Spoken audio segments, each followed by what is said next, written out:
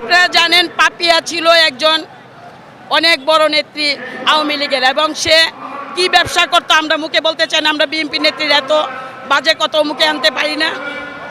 ও যে কারাগারের মধ্যে কত নিজে, আমার আগে একটা ভিডিও ছিল দেখেছেন আপনারা, যে ওই ভিডিওতে অনেক নির্যাতন করেছে। আমাদেরকে এক জায়গায় বসতে দেয় নাই, এক জায়গায় দাঁড়াতে দেয় নাই, এক জায়গায় ঘুমাতে দেয় না। আমি পত্রিকা পড়তাম, পত্রিকা সে দিতে দেয় নাই।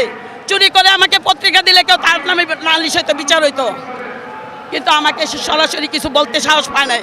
গুলির বিচার আগে চাই, পাপিয়ার বিচার চাই, পাপিয়ার সাথে যারা আছে আরো বড় বড় মন্ত্রী মিনিস্টার সবার বিচার চাই। এক কথা, প্রত্যেকের বিচার হতে হবে আইন অনুগতভাবে। আমরা নিজের হাতে কোনো আইন তুলে নিতে চাই না, কিন্তু আইনে যে লোকগুলি আছে তাদের তো অবস্থা বেশি ভালো নয়, কারণ তারা ছিল আওয়ামী লীগের, এখনো তারা আওয়ামী লীগে রয়ে গেছে। আজকে সমাবেশ কি? আজকে বিএনপি সমাবেশ, আজকে সবচেয়ে বড় সমাবেশ, বিএনপি সবচেয়ে বড় সমাবেশ। আমরা চাই যে হাসিনা বাংলাদেশে আসুক, বাংলাদেশে আসুক এবং তার বিচার হোক, তার বিচার করি। যে 800 স্টুডেন্ট মারা গেছে তাদের বিচার তো অবশ্যই হবে। সে এখনো বলে যে সে নাকি পদত্যাগ করে নাই, সে আসুক, পদত্যাগ করুক, তারপর তার বিচার হোক এবং তার ফাঁসি হোক, এটাই আমরা চাই। এটাই বিচার ছাড়া